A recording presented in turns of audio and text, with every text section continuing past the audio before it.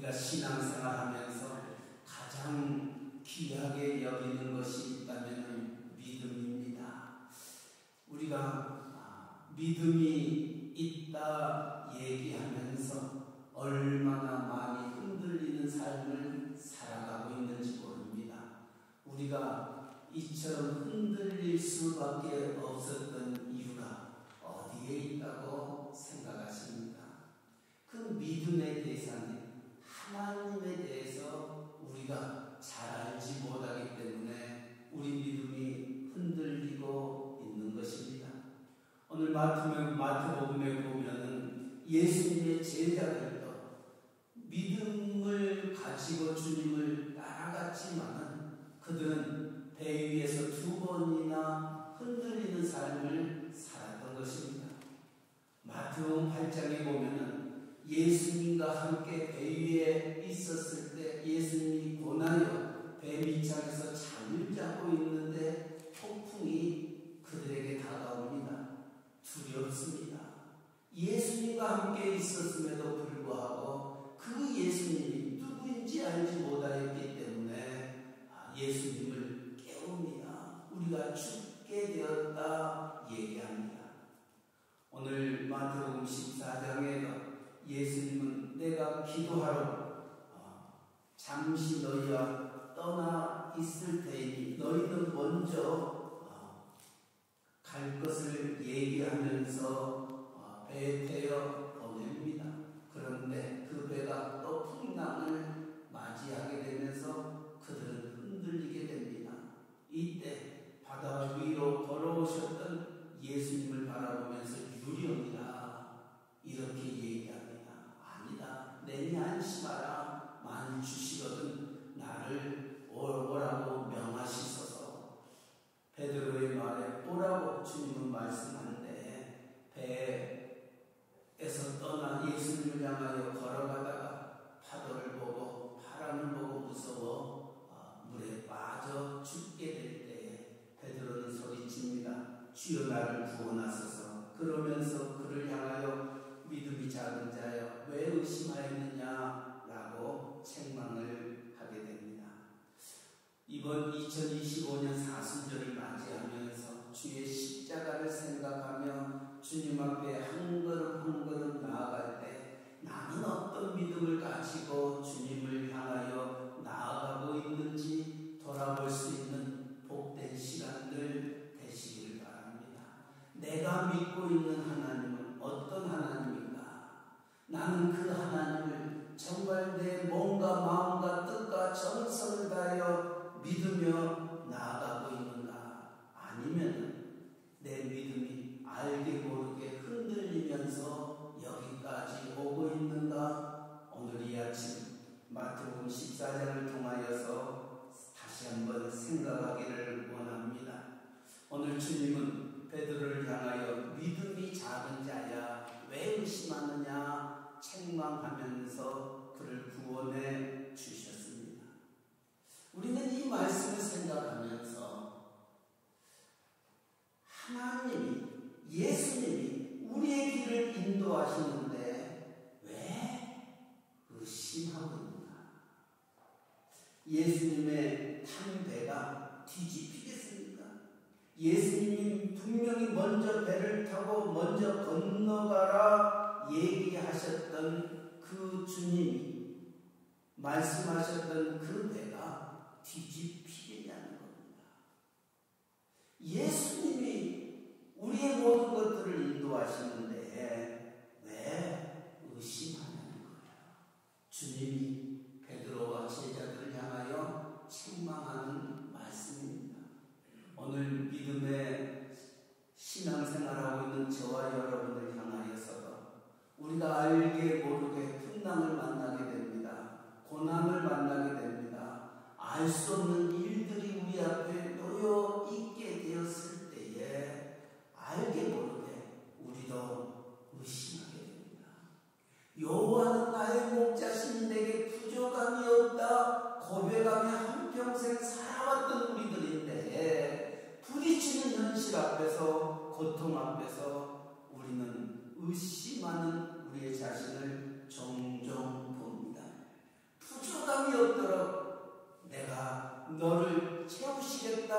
너와 함께하겠다, 너의 길을 인도하시겠다, 약속의 말씀을 암송하고 묵상하고 있음에도 불구하고 의심 속에 있는 우리의 자신의 모습을 우리는 생각하지 아니할 수 없습니다. 또 하나, 주님은 우리를 위하여 기도하고 있음에도 불구하고 오늘 부딪히는 우리의 삶 속에 내가 의심하며 살아갑니다. 로마서 8장 34절에도 그는 하나님 우편에 계신 자요 우리를 위하여 간구하시는 자라 말씀합니다. 지금 오늘 마태복음 14장 본문 말씀에도 예수님이 무엇 하고 계시냐는 거예요. 무리를 보내신 위에 23절에 기도하러 따로 산에 올라가십니다. 기도하러 따로 산에 올라가셨던 그 주님, 그 주님의 기도가 누구를 위한 기도였겠냐는 거예요. 물론 세상을 구원하시기 위하여 십자가를 앞에 두고 계셨던 주님의 그 기도뿐만이 아니라 주님과 함께했던 제자들을 위하여 기도하지 아니하시겠냐는 거예요. 주님이 나를 위하여 기도하고 있는데, 주님이 내 곁에 계시는데 우리가 왜 의심하냐는 거예요. 그는 하나님 우편에 계신 자요 우리를 위하여 간구하시는 자시라. 주님이 나를 위하여 기도함에도 불구하고 의심하고 있는 우리의 자신을 종종 봅니다. 또 하나, 주님이 우리를 구하시려고 찾아오시는데 왜 의심하고 있냐는 거예요. 폭풍을 만날 때 홀로 두지 아니하시고 주님이 구원하시기 위하여 바다 위를 걸어서 오시는 그 모습을 보면서 주님이라 맞이하지 못하고 유령이라고 외치는 제자들의 모습, 얼마나 얼마나 의심하며 주님을 주님으로 믿지 못하는 안타까움을 우리는 바라봅니다.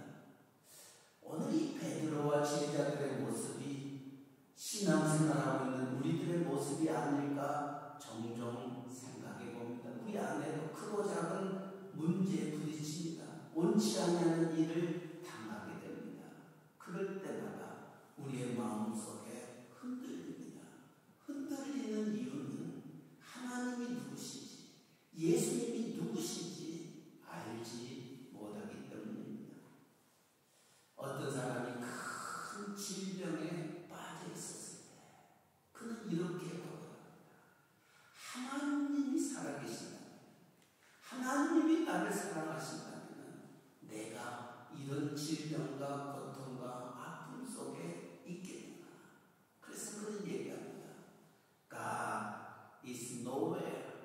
하나님은 어디든 계시지 아니한다. 하나님은 어디든 계시지 아니하기 때문에 내가 이런 고통을 당하고 이런 아픔을 당하고 이런 힘듦이 내게 있다 얘기하는데, 그런데 그가 그 병상에 있으면서 하나님의 임재를 체험하게 됩니다. 하나님의 거룩한 손이 나를 향하여 다가와 내 아픈 부위를 만지며 내 병을 고쳐주시는 그 놀라운 손길을 바라보면서 그는 삶에서 깨어 이렇게 고백합니다. God is nowhere. 하나님은 아무데도 계시지 않는다 라고 고백했던 그가 God is now here. 그 단어 하나의 바꿈이 이렇게 그 삶을 바꾸어 냈다고 간증하는 그 간증을 우리는 한 번쯤은 들어봤을 것입니다. God is now here. 하나님은 여기에도 계시는 하나님이시다. 그 고백은 욕도 그랬습니다. 하나님이 여기까지도 나와 함께 하시는 하나님입니다. 야곱도 그랬습니다. 지금까지는 아브라함의 하나님, 이삭의 하나님으로 여겼던 그였지만 그가 부모에게 들떠나 삼촌 라반의 집을 향하여 나아갈 때에 정말 아무도 속에서 돌베개를 메고 잠을 청하였을 때 전부 천사가 그를 돌보는 모습을 보면서 하나님이 여기에도 계시구나 깨닫고 제단을 쌓고 하나님 앞에 영광을 돌렸던 것입니다.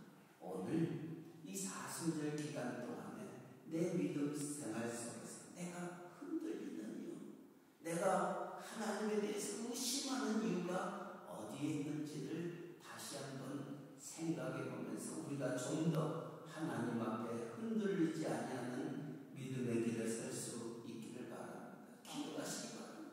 하나님은 내 길을 인도하신다는 겁니다. 하나님은 오늘도 나를 위하여 기도하고 계시는 하나님이시다는 것. 또 주님은 내 모든 것들을 아시고 나를 구하시기 위하여 내게 다가오시는 하나님이시다. 한 걸음 더 나아가 그 하나님이 풍랑 가운데 그 제자들을 보내셨던 것은 그 풍랑을 통하여 그 제자들의 믿음이 더욱더 굳게 서기 위하여 풍랑이 다가옴에도 불구하고 제자들을 바닷가 갈릴리 호숫가로 그들을 보냈던 것입니다.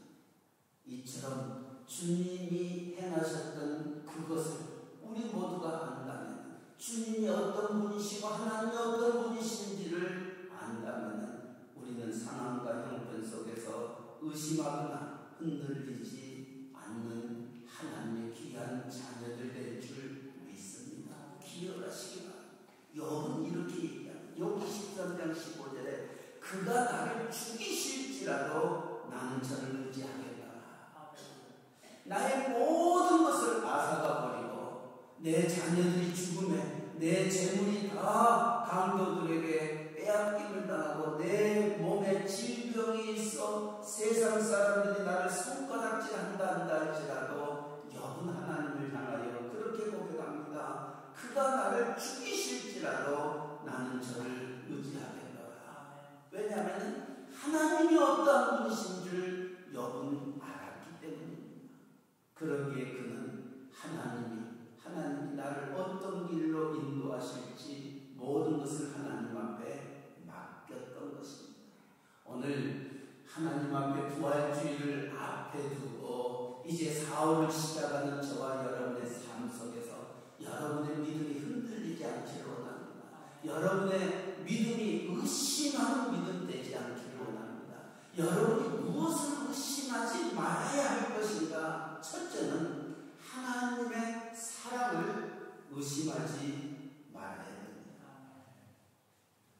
우리는 종종 힘들고 어려움을 당할 때 하나님은 나를 사랑하지 않으신가 봐, 하나님은 나를 버리셨는가 봐, 이런 생각을 종종 하게 되는데 어떠한 환경과 형편 속에서도 하나님의 사랑을 의심하지 마시기 바랍니다. 하나님은 여러분을 얼마나 사랑하고 계십니다. 요한복음 3장 16절은 말씀하고 있지 않습니까?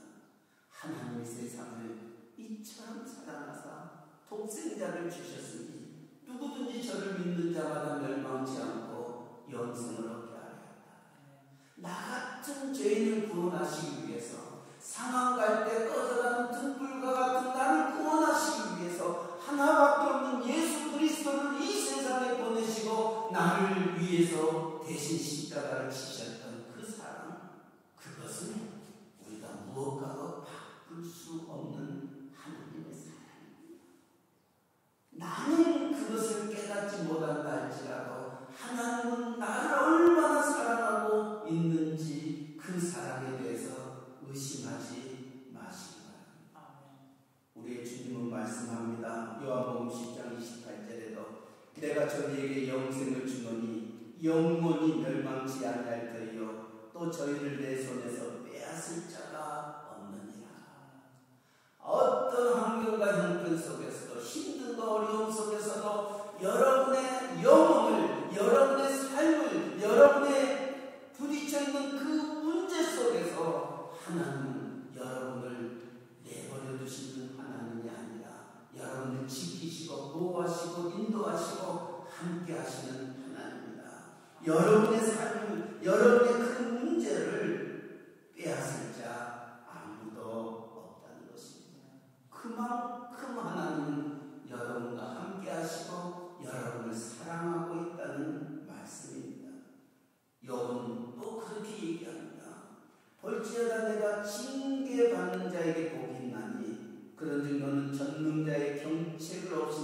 말지니라. 하나님은 아프게 하시다가 싸매시며 상하게 하시다가 그 손으로 고치신다. 우리의 고통, 우리의 아픔, 우리의 질병, 우리의 원치 않는 그 일들, 이것이 결코 우연은 아니라는 것입니다. 거기에는 분명히 하나님의 선하시고 기뻐하시고 온전하신 뜻이 있는데, 우리 하나님은 아프게 하시다가 싸매시며 상하게 하시다가 고치시는 하나님이시다. 그 하나님의 사랑을 의심하지 말라는 거예요. 그 하나님의 사랑에 흔들리지 말 것을 우리에게 가르쳐주고 있습니다. 두 번째, 우리가 무엇을 또 의심하지 말아야 될 것이냐? 하나님이 나와 함께 하신다는 사실을 여러분은 의심하지 마시기 바랍니다. 주님이 이 세상에 오셔서 그렇게 말합니다. 내가 세상 끝날까지 너와 함께 하시리라. 또 주님이 이 세상에 오시면서 아들을 낳으니 그 이름을 임마누엘이라. 임마누엘이라. 우리가 함께 하신다는 뜻입니다. 내가 너를 떠나지 아니하리라. 내가 너를 버리지 아니하리라. 내가 너와 함께하리라. 주님의 말씀입니다. 구약에도 말씀하셨고 신약에도 말씀하셨고 오늘날도 저와 여러분을 향하여 말씀하고 있는 그 말씀이 하나님이 함께하십니다. 그것을 알았던 다윗은 내가 사망의 음침한 골짜기를 다닐지라도 해를 두려워하지 아니할 것은 주께서 나와 함께 하시니라. 주의 지팡이와 막대기가 나를 안위하시니라. 주님이 나와 함께 하심을 아는 흔들리지 않는 믿음을 가진 자들은 사망의 음침한 골짜기 속에서도 두려워하지 아니하고 하나님이 나를 구해 주실 것, 나를 인도해 주실 것을 믿기에 그를 가리켜서 이는 내 마음이 합한 자라, 하나님 마음이 합한 자라 일컬음을 받는 자가 되었던 것입니다. 여러분이 잘 알고 있는 푸프리트를 기억하실 것입니다. 우리 김성욱 집사님이 불렀던 찬송의 제목이 여전입니다. 내 인생의 여전. 뒤돌아보니까 정말 파란만장한 시간이 되었습니다. 그 여정을 뒤돌아볼 때 나의 모든 길에 두 발자국이 있었습니다. 하나는 내 발자국이요, 또 하나는 나와 함께 임마누엘로 동행하며 가셨던 주님의 발자국을 보면서 그래, 하나님이 내 인생의 여정의 길을 이렇게 인도하셨지. 그런데 어느 날 그 내 발자국이 두 발자국밖에 없는 거예요. 요 시간이 언제였지? 내가 가장 힘들고 어려울 때 발자국 두 개가 없으신 거예요. 이 친구는 아니, 내가 가장 힘들었을 때 왜 주님이 나를 떠났을까? 주님이 떠나고 나니까 내가 이렇게 더 힘든 길을 걸었구나 라고 생각하면서 주님한테 물을 때에 주님은 그에게 대답합니다. 아니야. 그 발자국은 네 발자국이 아니라 내 발자국이야. 너는 그때 그 힘든 속에서 지쳐서 쓰러져 버렸어. 더 이상 가지를 못했어. 그래서 내가 너를 안고 갔던 내 발자국이다. 사랑하는 성도 여러분, 우리의 주님 그런 하나님입니다. 우리는 주님을 떠날 수 있어요. 우리는 주님을 버리고 힘들어서 주저앉아 버릴 수 있어요. 그러나 주님은 우리를 떠나지 아니하고 버리지 아니하고 우리를 안고서라도 가시는 하나님이십니다. 그러기에 이사야 선지자는 이렇게 말합니다. 두려워 말라. 내가 너와 함께함이라. 놀라지 말라. 나는 내 하나님이 되리라. 내가 너를 세게 하리라. 참으로 너를 도와주리라. 참으로 나의 의에 오른손으로 너를 붙들리라 말씀합니다. 기억하시기 바랍니다. 내가 너와 함께하리라. 나는 너의 하나님 되리라. 내가 너를 굳세게 하리라. 내가 너를 도우리라. 나의 의의 오른손으로 너를 붙들리라. 이 하나님의 함께 하심을 의심하지 마시기 바랍니다. 세 번째는 하나님의 구원하심을 의심하지 말라. 하나님이 나를 구원하셨을까? 나를 천국 가게 하셨을까? 하나님이 나를 그 자녀로 삼으셨다면 설마 내가 이런 일을 겪을 수밖에 없었을까? 이런 의심이, 흔들림이 우리에게 있을 수 있습니다. 그러니까 사도 바울은 그와 같이 흔들리고 있는 고린도 교회를 향하여 고린도전서 10장 13절에 이렇게 말합니다. 사람이 감당할 시험 밖에는 너희에게 당한 것이 없나니 오직 하나님은 미쁘사 너희가 감당치 못할 시험 당함을 허락지 아니하시고 시험 당할 즈음에 또한 피할 길을 내사 너희로 능히 감당하게 하시느니라. 하나님은 우리에게 감당할 수 있는 시험 주시고 감당할 수 없는 일을 당할 때는 피할 길을 내사 능히 감당케 하시는 하나님입니다. 그래서 하나님은 430년 동안 종되었던 애굽에 종소리하고 있었던 하나님의 백성들을 인도하여 약속의 땅을 향하여 나아갈 때 앞에는 홍해바다가 있습니다. 철병거가 애굽의 군대가 그들을 몰살하기 위해서 다가옵니다. 앞에는 홍해바다요, 뒤에는 애굽의 군대요. 어찌할 수 없는 그와 같은 상황 속에 흔들리는 그 백성들, 원망하는 그 백성들. 그러나 하나님이 누구인 줄 알았던 모세는 그렇게 얘기합니다. 너희는 두려워 말고 가만히 서서 여호와께서 오늘날 너희를 위하여 행하시는 구원을 보라. 너희가 오늘 본 애굽 사람을 또 다시는 영원히 보지 못하리니 여호와께서 너희를 위하여 싸우시리니 너희는 가만히 있을지어다.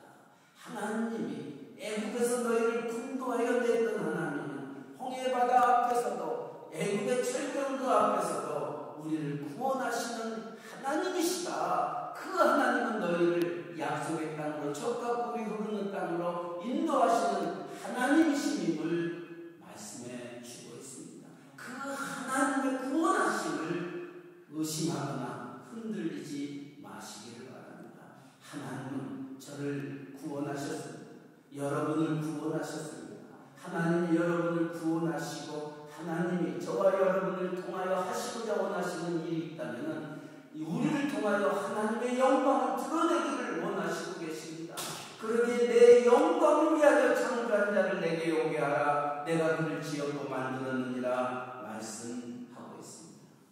하나님은 여러분을 통하여 하시고자 원하시는 그 일이 있는 겁니다. 그 일을 이루기 전까지는 하나님 여러분을 데려가지 아니하실 것입니다. 그러나 그 뜻을 알지 못하고 방황한다면, 그 뜻을 알지 못하고 의심하고 흔들리면 여러분의 삶은 계속해서 고달플 겁니다. 여러분의 그 고달픔 통해서 하나님은 여러분을 깨닫게 할 것입니다. 우리가 새벽에 지금 민수기를 읽고 있습니다. 이 민수기에는 80번이나 이런 말씀이 기록되어 있습니다. 너희가 내가 하나님인 줄 그들이 알게 하리라. 내가 하나님인 줄 그들이 알게 하리라. 하나님은 크고 작은 일들을 그들에게 보여주면서 하나님이 하시고자 하시는 말씀이 무엇입니까? 내가 너의 하나님이다. 내가 너희를 인도한 하나님이다. 이것을 믿고 의지하고 따르고 하나님 앞에 두 손 들고 나오기를 원하면서 광야의 그 길, 40년의 그 길을 걷게 하셨던 겁니다. 하나님은 저와 여러분을 향하여서 하나님이 나의 하나님이라는 그것을 깨닫기 위해서 우리를 광야의 길로, 폭풍으로, 고난으로, 힘듦으로 우리를 인도하여 내실 겁니다. 그것을 의심하지 말아요. 하나님은 분명 나를 더 좋은 것들로 합력하여 선을 이루시는 하나님이라는 것을 흔들리지 아니하고 의심치 아니하고 주님 끝까지 바라볼 수 있기를 바랍니다. 마지막으로는 기도의 응답을 의심하지 말기 바랍니다.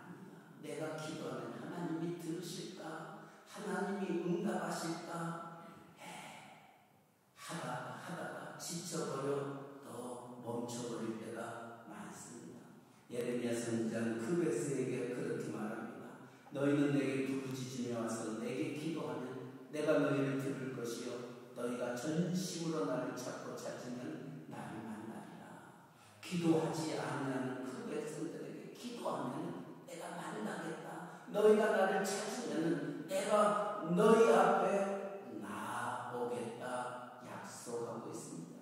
그리고 계속해서 예레미야 33장 말씀에 이를 행하는 여호와 그것을 지어 성취하시는 여호와 그 이름을 여호와라는 자가 이같이 이르노라. 너는 내게 부르짖으라. 내가 내게 응답하겠고 네가 알지 못하는 크고 은밀한 일을 내게 보이리라 말씀합니다. 하나님은 여러분의 기도를 반드시 응답하신다. 이 말씀을 의심하지 마시고 흔들리지 마시기 바랍니다. 그러게 주님이 이 세상에 오셔서 구하라, 찾으라, 문을 뚫으라. 그리하면 얻을 것이요 찾게 될 것이요 열릴 것이다 말씀합니다. 내 이름으로 구하는 모든 것을 하나님은 반드시 이루시겠다 약속하셨습니다. 이것을 의심하지 마시고 이것이 흔들려서는 아니 됩니다.